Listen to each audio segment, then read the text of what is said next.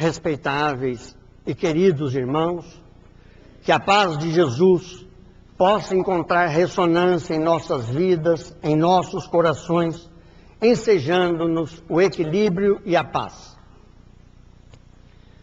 O Evangelho, segundo o Espiritismo, no capítulo 27, conforme colocamos lá em cima na lousa,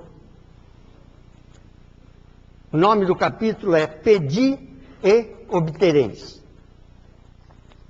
Marcos, no capítulo 11, versículos 25 e 26, que está ali em cima, nos alerta, dizendo o seguinte: quando orai, ide antes e reconciliai-vos com os vossos irmãos.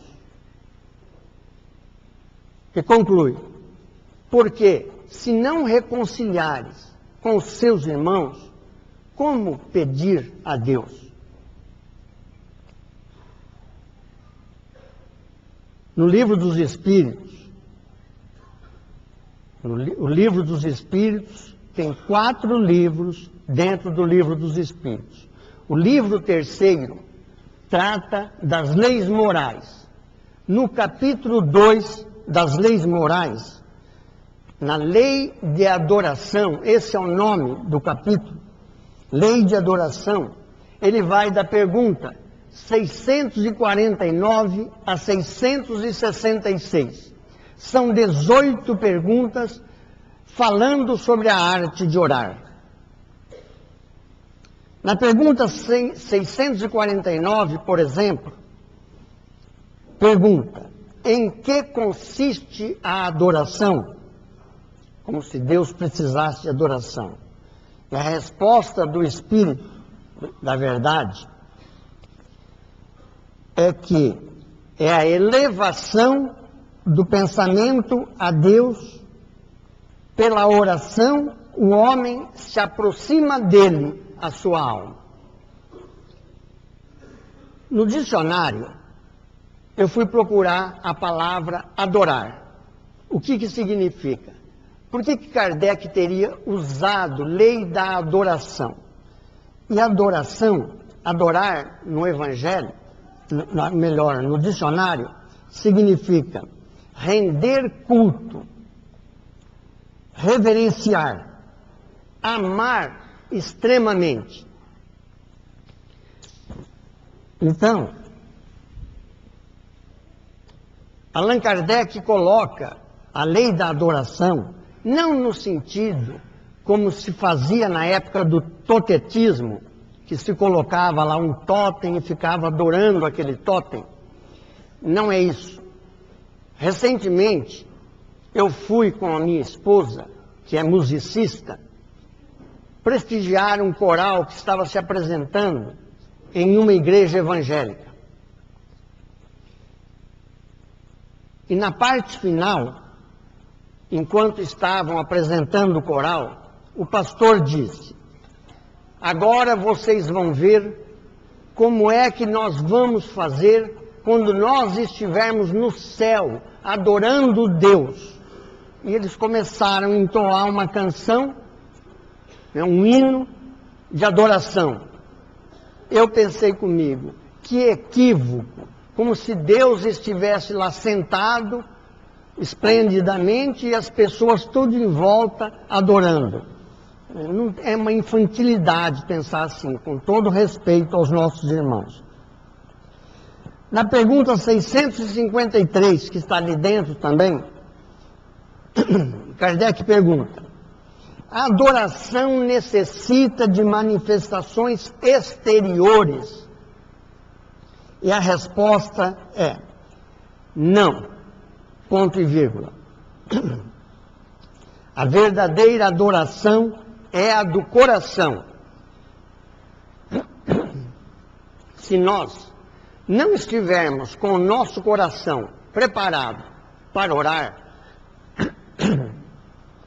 se não estivermos com o nosso coração voltado para os céus, voltado para o plano maior da vida, envolvido carinhosamente em equilíbrio e serenidade, nós não conseguimos entrar em sintonia com o plano maior da vida.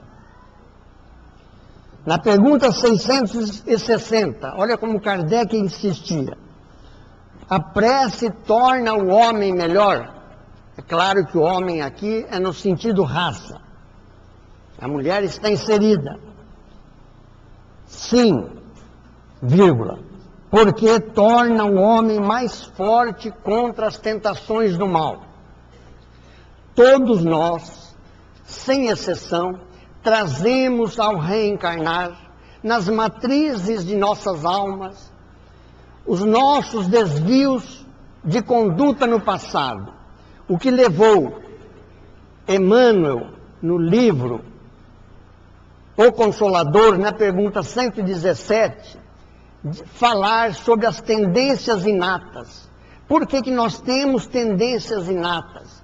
Porque muitas pessoas, muitas vezes, passam ao longo da sua vida sem ter contato nenhum com determinado tipo de droga, seja álcool, cigarro, ou jogatina, ou qualquer outro tipo de adicção. E, no entanto, num determinado momento, como se aquela pessoa estivesse passando por aquele buraco, conforme o Dr. Celso colocou aqui, e nós caímos novamente no equívoco do passado. Então, na pergunta 660, ele diz, sim, a prece torna o homem melhor, porque torna o homem mais forte contra as tentações do mal. Bom, a prece, em qualquer circunstância, diz o ministro Clarencio no livro Evolução em Dois Mundos, é um apelo da nossa alma.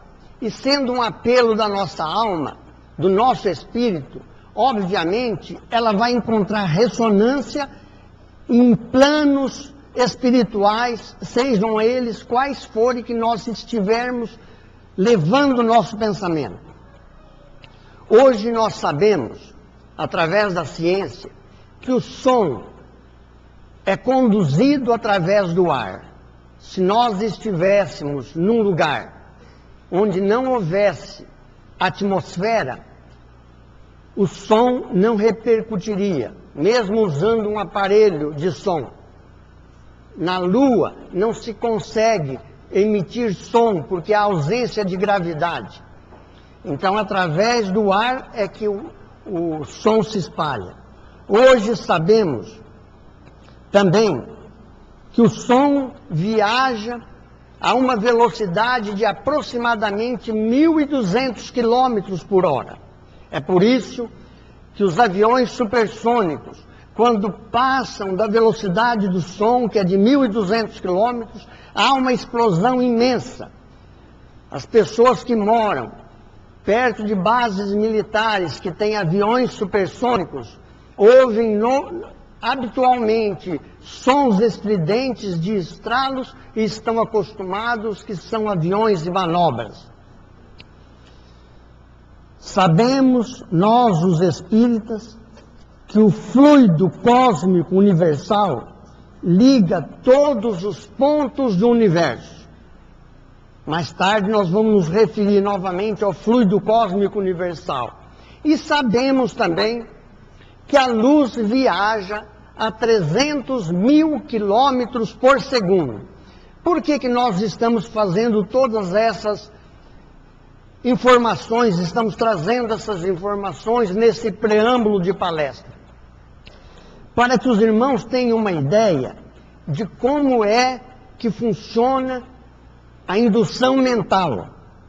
Por exemplo, se compararmos a velocidade da luz, uma pessoa caminhando em ritmo de marcha de soldados, ele caminha aproximadamente 6 km por hora. Um cavalo caminha 30 km por dia. Um carro, no nosso tempo, viaja aproximadamente a 100, 120 km por hora. Porque se viajar a mais, vai levar multa. Mas viaja, ele pode andar 150 km, mas é limitado. Um avião que singra os ares, um avião de passageiro, um avião comercial, ele viaja a uma velocidade de 950 quilômetros. A luz viaja a 300 mil quilômetros por segundo. Cada batida do nosso coração, aproximadamente, a luz viajou no espaço a 300 mil quilômetros. Isso significa que quando o Sol aparece para nós, ele já emitiu a sua luz 8 segundos atrás, uma vez que ele está a 150 milhões de quilômetros da Terra. O nosso pensamento é instantâneo. Se nós pensarmos em Sol, imediatamente nós estamos no Sol. Se nós pensarmos em Andrômeda, que fica a 2 milhões de anos-luz, nós já estamos em Andrômeda. Por que estamos fazendo esses conceitos? Porque nós temos que vigiar o nosso pensamento. Porque é através do pensamento que nós entramos em sintonia com o plano maior da vida, ou com os espíritos inferiores, que estão andando, que estão contaminando, que estão exercitando a sua função no espaço invisível, aos nossos olhos físicos. Se nós pudéssemos ter uma visão deste ambiente em nível espiritual, nós veríamos este salão aumentar tanto para o fundo como para os lados, e a população que está presente aqui, que temos aproximadamente 600 pessoas, os espíritos aproximadamente serão 3 vezes mais, conforme estudamos no livro Os Mensageiros, de André Luiz. Muito bem. O pensamento, dessa maneira, é instantâneo. Aprendemos com a doutrina espírita que, através dos nossos pensamentos, o pensamento mais habitual, ele cria uma coisa chamada hálito mental. Esse hálito mental nos envolve. O que é o hálito mental? Assim como nós, quando ingerimos alguma coisa, o nosso hálito é o hálito daquilo que nós comemos ou bebemos. Quando a pessoa fuma, ela pode usar pastilha, ela pode lavar a boca, mas quando ela conversa com alguém que não fuma, a pessoa sabe que ela fuma. É terrível. Então, o hálito mental, quando nós pensamos uma coisa sistematicamente, aquela coisa, nós estamos pensando, nós criamos uma atmosfera em torno de nós que é chamado de hálito mental pelos espíritos superiores, conforme nos explica André Luiz. Por exemplo, se um suicida em potencial está em determinado lugar e ele está emitindo o pensamento: eu vou me suicidar, ele tem uma frequência vibratória, e ele continua novamente pensando a mesma coisa: eu vou me suicidar, vai mais longe. Ele continua com o pensamento padrão: eu vou me suicidar. Esse pensamento vai se dilatando, até que num determinado momento ele entra em sintonia, assim como nós sintonizamos a televisão ou sintonizamos o rádio. Ele entra em sintonia com o espírito suicida, e essa vibração retorna para ele e diz: realmente, você precisa se suicidar. Tome veneno, ou dê um tiro, ou enforque-se. E naquele momento, a pessoa recebe aquela carga vibratória e ele acaba se suicidando.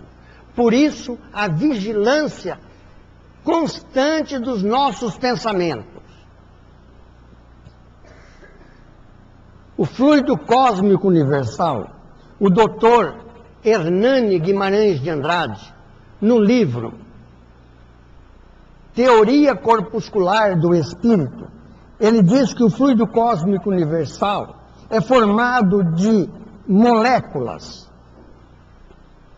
Para se formar uma molécula, é necessário 2 ou mais átomos. Então, o fluido cósmico universal não é uma invenção de Allan Kardec. Hernani Guimarães de Andrade, que era um cientista espírita, que morava em Bauru, mas trabalhava em São Paulo, na USP, professor emérito da USP, chegou a essa conclusão. Na pergunta 659, que está dentro daquilo que nós colocamos, Kardec pergunta: qual o caráter geral da prece? E a resposta vem: louvar. Isso está no capítulo 27. Louvar, agradecer e pedir. Está no Livro dos Espíritos, na pergunta 659, e está no Livro dos Espíritos, no capítulo 27. Agora, o irmão Clarencio, ou melhor, Aulos, que fala para nós sobre o livro Nos Domínios da Mediunidade, ele fala que existe uma outra prece chamada invocação. E essa invocação é uma prece diferente, é quando nós entramos em sintonia com espíritos inferiores. Por exemplo, a prece, segundo informações ainda de André Luiz, a prece pode ser uma prece horizontal.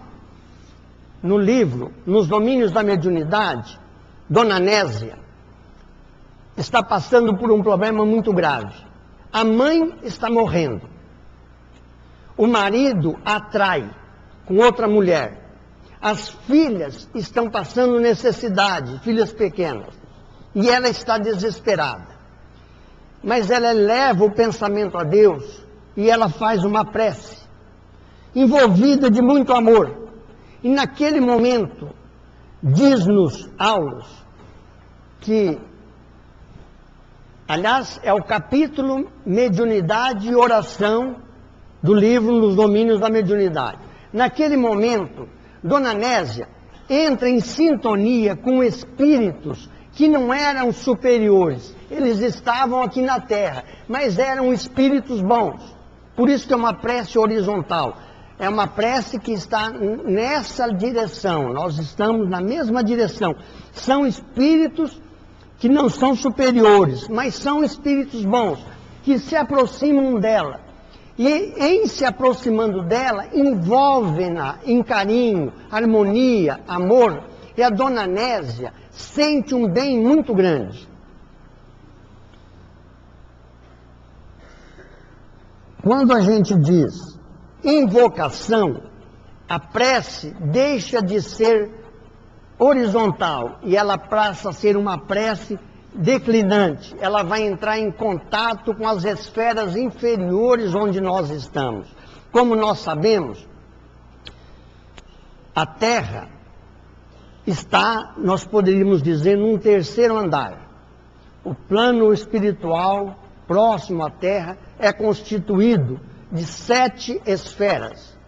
Nós temos o abismo, que é a primeira esfera, lá no fundo. Depois vem as trevas, que aliás, Carlos Bacelli já fez uma palestra aqui falando de uma cidade nas trevas, que está no livro de André Luiz. Nós temos a Terra, que é a crosta planetária, e temos um umbral. Depois tem outros planos, mas vamos nos deter aqui. Então, esses espíritos que estão no umbral, mas que é aqui na Terra, porque o umbral está misturado conosco aqui, eles vêm para nos ajudar. A prece horizontal, a prece vertical, é quando nós entramos em sintonia com o plano maior, nós vamos lá para cima. Nessa prece, por exemplo, na prece vertical, é quando nós estamos fazendo louvor de tal maneira que nós vamos lá bater numa esfera superior. Por exemplo, eu lembro de um cidadão que ele estava tão energizado escrevendo um poema, que ele começa assim: Pai nosso que estás nos céus, na luz dos sóis infinitos, Pai de todos os aflitos desse mundo de escarcéu, santificado é o teu nome. E ele vai por aí. É um poema longo. Naquele momento ele foi lá em cima. Existe um livro que é muito pouco conhecido da atualidade espírita, que se chama Desobsessão, de Bezerra de Menezes.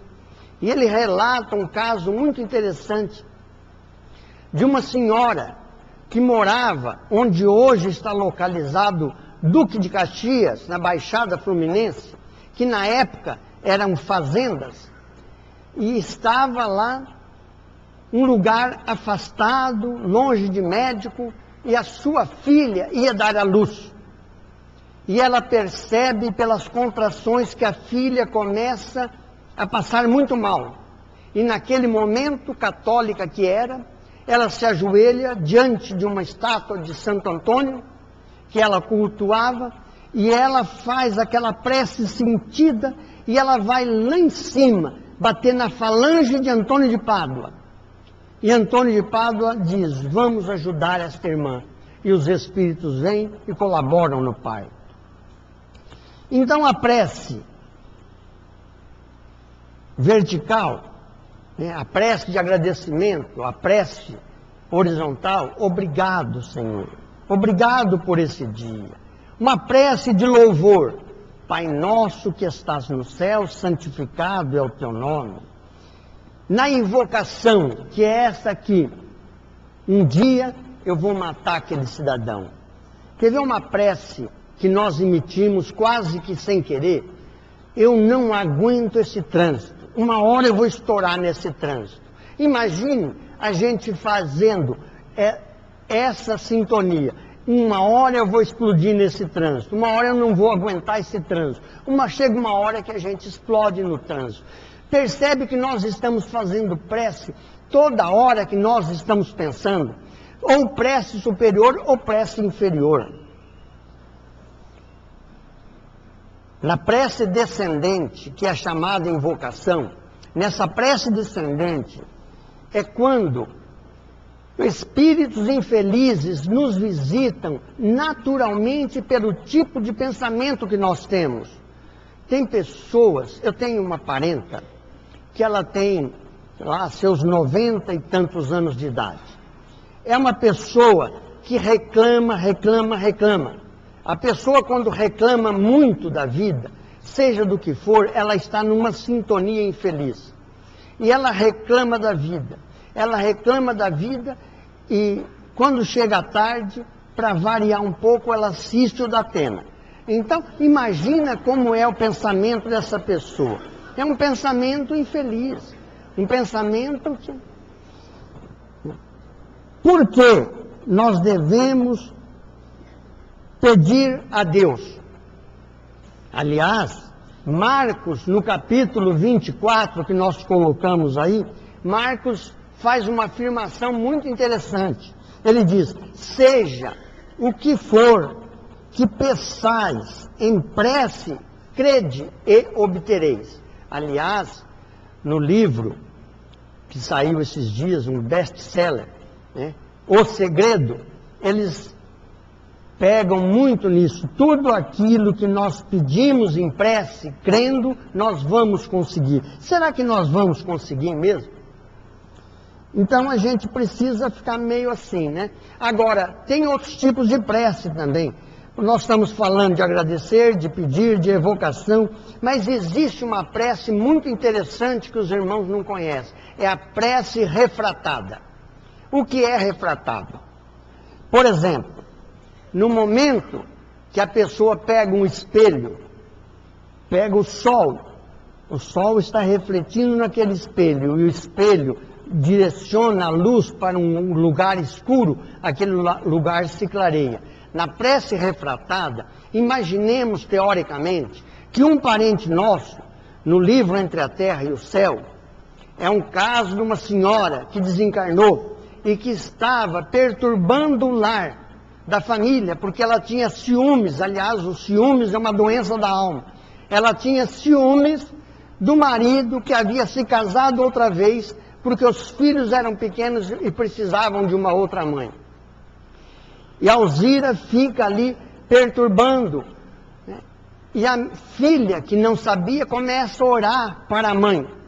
Mas a mãe estava aqui embaixo, numa situação infeliz. E a prece da menina tinha um teor elevado, pensando alcançar a mãe. Então o que fazia? Ela orava para a mãe. Como a mãe estava aqui e não podia ajudar, os espíritos recebiam, refratavam e ajudavam a menina aqui na terra. Percebe? Essa é a prece refratada. Então, quando nós tivermos um parente desencarnado, não vamos pedir a ele para nos ajudar. Principalmente se ele está desencarnado há pouco tempo. Ah, meu pai, por que o senhor foi desencarnar? Eu estou precisando tanto do senhor. Ele recebe os pensamentos lá no espaço. E em recebendo os pensamentos, ele não vai se sentir feliz. Imagine que nós estivéssemos viajando lá na Europa ou nos Estados Unidos e um filho ligasse e dissesse: mãe, pai, olha, eu estou passando muito mal, aconteceu isso, aconteceu aquilo. Vai resolver algum problema? Não vai resolver o problema. Então, meus irmãos, evitemos fazer oração para aqueles que desencarnaram. Vamos pedir a Jesus, pedir a Deus, nosso Pai, que como Pai de amor e bondade nos atende a todos. Quando Marcos diz: seja o que for que peçais, em prece, crede e obtereis. Não é aí que funciona. Eu vou mostrar para vocês. Por que nós precisamos pedir a Deus? Será que Ele não sabe que nós estamos passando por uma necessidade? Será que Ele não sabe que nós estamos passando por uma amargura? Nós precisamos pedir para entrar em sintonia. É muito interessante, o Chico Xavier, com toda a evolução que ele tinha, ele estava com muita dor de dente, com muita dor nos olhos. Lembremos que Chico tinha um problema grave nos olhos, e aqueles olhos o maltrataram durante a sua vida toda. E ele estava sofrendo muito com aquele olho, mas não externou pensamento nenhum aos espíritos, em respeito à população que o procurava em Uberaba. E o Chico ficou segurando aquela dor. No final, perto de 4 horas da manhã, Dr. Bezerra apresenta-se a ele e ele diz: Dr. Bezerra, a minha vista está doendo muito. Eu não sei o que fazer. Ajude-me, por favor. Dr. Bezerra diz: ô Chico, por que você não pensou em algo antes? Por que você não soltou esse apelo antes? O doutor fulano estava aqui, doutor ciclano também, poderiam ajudá-lo melhor do que eu, mas vamos ver o que podemos fazer. E obviamente o ajudou. Então, nós precisamos pedir para entrar em sintonia, porque se nós não pedirmos, nós não vamos entrar em sintonia. Deus sabe que nós precisamos, mas se nós não oferecermos condições para que Ele chegue até nós, nós não vamos conseguir perceber. Olha que André Luiz, quando desencarnou, ele sabia que ele tinha desencarnado. Ele sabia, ele começa dizendo: eu sabia que eu já não pertencia mais aos homens do planeta. Mas eu sentia fome, eu sentia sede, eu respirava longos haustos. Mas a mãe de André Luiz estava preocupada com ele num plano superior. E ela não podia ajudá-lo. Por quê? Porque cada um estava numa faixa vibratória. Ora, as faixas vibratórias é como ondas de rádio. O rádio que está vibrando em onda curta, você tem que sintonizar em onda curta para poder pegar. Se o seu rádio estiver em ondas médias, você não vai pegar ondas curtas que bate na atmosfera e resplande no rádio. E o que a mãe dela, o que a mãe de André Luiz faz? Ela faz um pedido de intercessão, é outro tipo de prece. A intercessão. Ela pede a Clarencio que vá até lá e que resgate André Luiz. E Clarencio ia até perto de André Luiz, mas André Luiz não via Clarencio. E o que aconteceu? Até que um dia, André Luiz estava cansado. E cansado, ele leva o pensamento a Deus e faz uma prece. Ele ajoelha-se e pede: Senhor da vida, se for possível, ampara-me. Naquele momento, ele vê Clarencio. E Clarencio diz o que para ele? Faz dias que eu estou tentando te ajudar, mas você não oferecia condições. Deus está querendo nos ajudar através dos espíritos. Os espíritos amigos que estão aqui nesta casa, estão querendo nos ajudar, sabe dos nossos problemas. Mas nós, a maioria das vezes, não estamos oferecendo condições de sintonia para com eles. Quando Jesus, aliás, o doutor Aguinaldo apresentou aqui um vídeo onde apresentava um quadro de Jesus batendo numa porta. Esse quadro está na Catedral de São Paulo, lá em Londres, o original dele. Esse quadro, que se vocês virem, se alguém tiver oportunidade, vai observar que Jesus está batendo numa porta, e aquela porta, o pintor teve muita sensibilidade, porque o pintor não colocou fechadura na porta. Essa sensibilidade do pintor nos remete que, para podermos receber Jesus, a porta se abre de dentro para fora. Se nós não abrirmos o nosso coração de dentro para fora, nós não vamos entrar em sintonia com Jesus. Então, meus irmãos, existem algumas características de preces negativas. A gente coloca aqui, prece negativa. Será que existe prece negativa?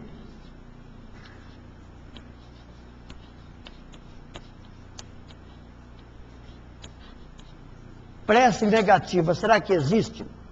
Vamos ver. Por exemplo, a prece ritualística.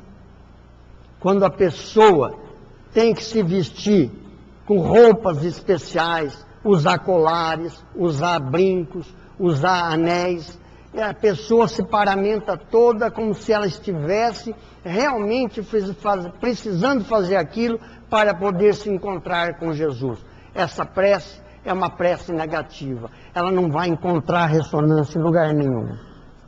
Aliás, existe um pensamento que diz: tendes por templo o universo, por imagem Deus, por altar a consciência e por lei a caridade. Esse conceito nos remete muito bem para que nós saibamos o que pensar. Na prece egocêntrica, é outra prece negativa. A prece egocêntrica é quando a pessoa só pensa em tirar vantagens. Ela não pensa no geral, ela pensa nela. Se eu ganhar sozinho na Mega Sena acumulada dessa semana, eu vou ajudar Francisco de Assis a construir aquele prédio. É uma prece que nunca vai ganhar na Mega Sena. Vai ganhar quem tem que ganhar. É uma prece egocêntrica.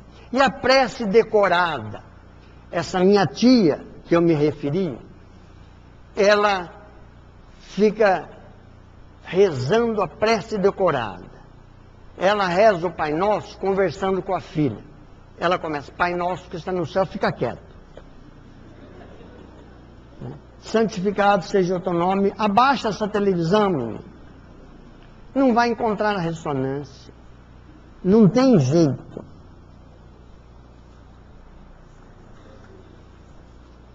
Na prece somativa, também é uma prece que não vale nada. A prece somativa é quando a pessoa vai se confessar e o padre diz: olha, reza 10 Pai Nosso e 50 Ave Maria. E a pessoa fica morrendo lá, ajoelhado, em cima de grão de milho e rezando. Vai valer alguma coisa? Não vai. Prece somativa não vale. O que vale é a prece que sai do coração. Se a prece não sair do coração, por que do coração? Porque o coração é a sede do sentimento. É André Luiz que fala também. O coração é a sede do sentimento. Tanto é que no livro Libertação, onde nós vemos a cidade que tem nas trevas, existe lá nas trevas aqueles espíritos endurecidos, tão endurecidos, que no lugar do coração eles têm uma pedra, já não pulsa mais nada. São a legião de dragões. Então veja bem, por que a doutrina espírita não adota a Ave Maria?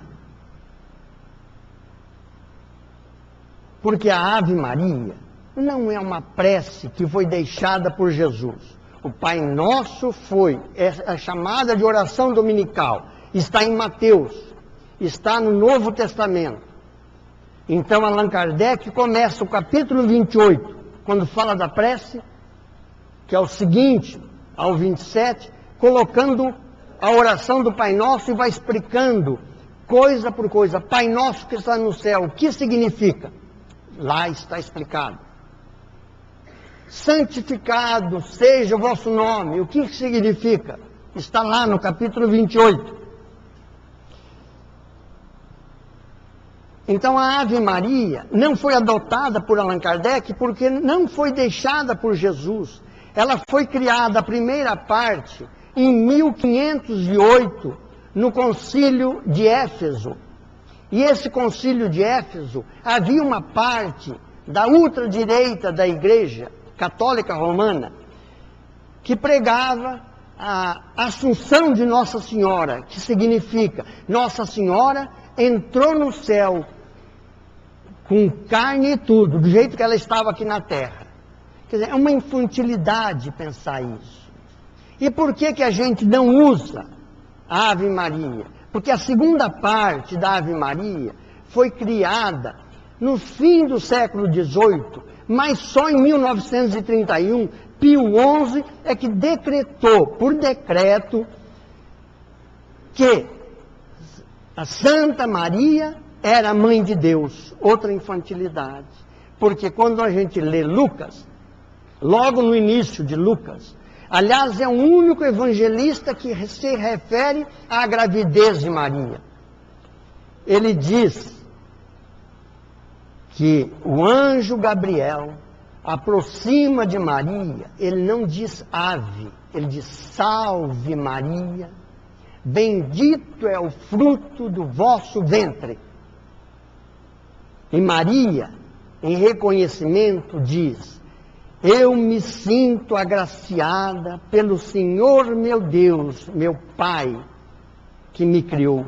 Se ela já está se referindo que Deus é Pai dela, não poderia Santa Maria ser a mãe de Deus? Entende a diferença que tem? É por isso que nós, os espíritas, não usamos a Ave Maria. Os espíritas que usam a Ave Maria, ainda é um ranço que nós trazemos de quando nós fomos católicos, quando nós fomos protestantes, porque a maioria de nós já foi católico muitas e muitas vezes, 2000 anos, até que um dia, na presente existência, foi nos apresentado a doutrina espírita. E em nos apresentando a doutrina espírita, nós ainda trazemos dentro de nós, nas matrizes da alma, reverências que nós fazemos para as imagens, reverências que nós fazemos quando passa na frente da igreja, de se persignar.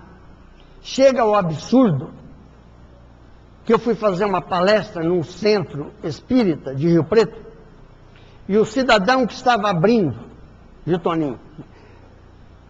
Que estava abrindo os trabalhos, ele reza o Pai Nosso, depois reza a Ave Maria, E termina falando em nome do Pai, do Filho e do Espírito Santo. Eu não estava com os olhos abertos para saber se ele se persignou, mas provavelmente deve ter se persignado, feito o sinal da cruz. São coisas que não são condizentes com a doutrina espírita. Uma vez que nós nos tornamos espíritas, e aí vai uma sugestão, se o censo for à sua casa, diga que você é kardecista, para que conste a sua religião.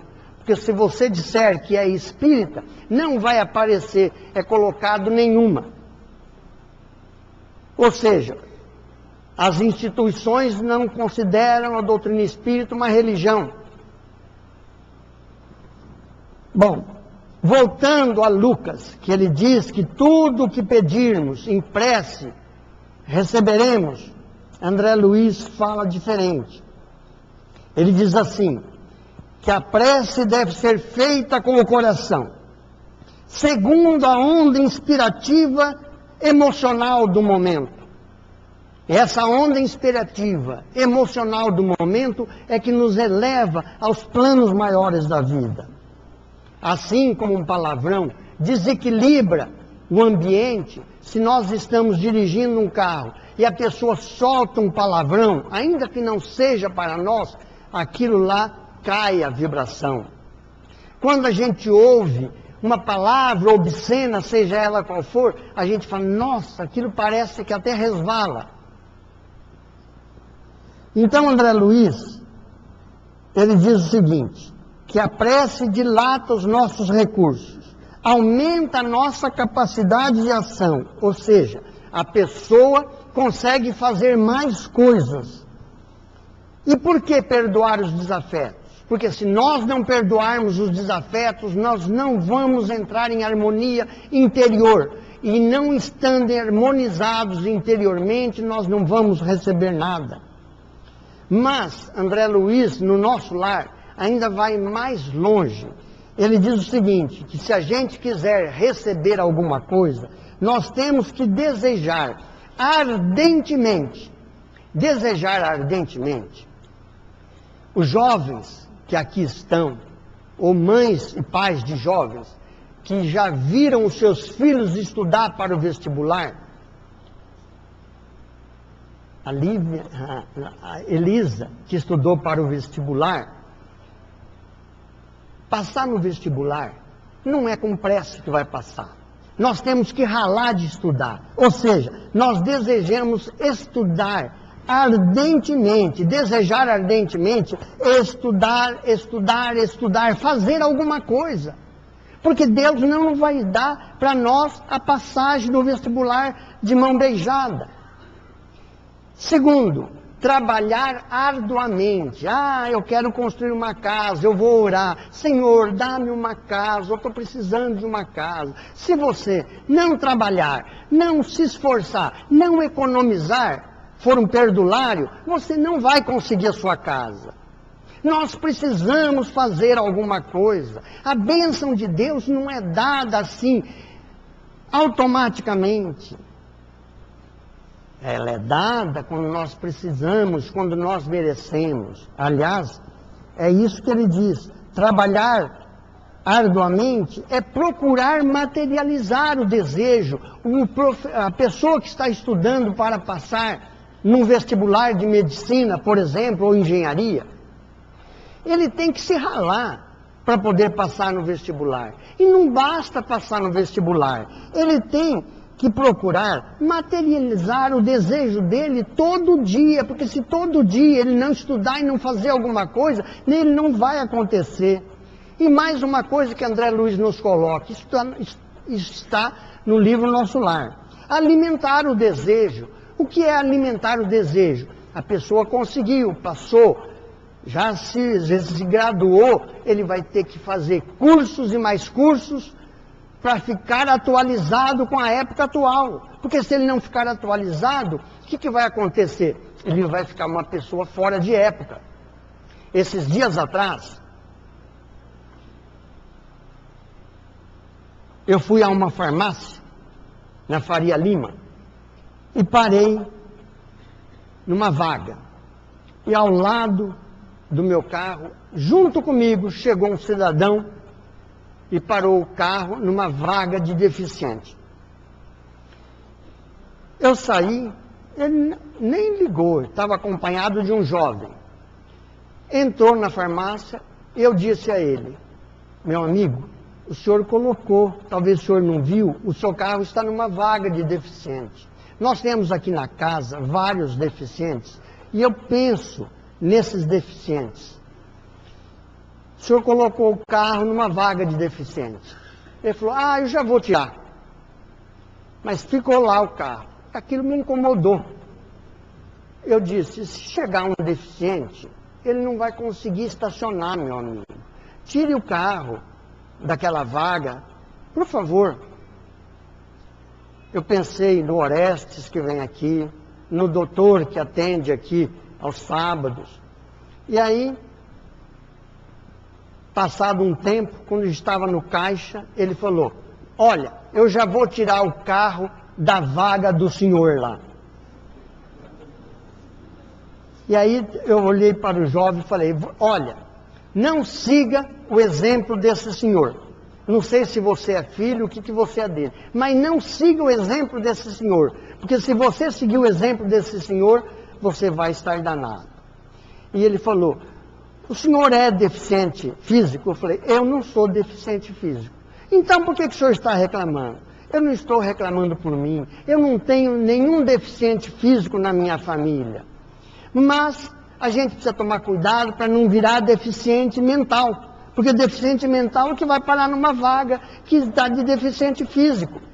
Então são coisas que a gente não consegue no dia a dia viver. A gente para no supermercado, a pessoa vem e para na vaga de deficiente na maior cara de pau. E depois vai orar na igreja dele, que ele tiver, ou vem aqui no centro. Se vier no centro, pior ainda, né? Vem aqui no centro e vai pedir: Senhor, me ajuda, eu estou precisando disso, estou precisando daquilo. Ora, nós não estamos fazendo por que merecer, por que nós vamos orar? Procure. Aliás, Emmanuel diz o seguinte: que cada um é tentado por fora pela tentação que traz em si. A pessoa da nossa família que se adentrou no vício, aquela pessoa se adentrou no vício porque ela já trazia nas matrizes da alma aquela vontade muito grande de voltar ao fazer uso daquela substância tóxica. Quando nós cometemos um erro, a nossa consciência nos avisa, mas a maioria de nós não olha para a consciência. Procure orar junto com a família. Eu lembro, quando eu tinha meus filhos pequenos, eu orava, eu ia na cama. Eu tenho 4 filhos, 2 homens e 2 mulheres.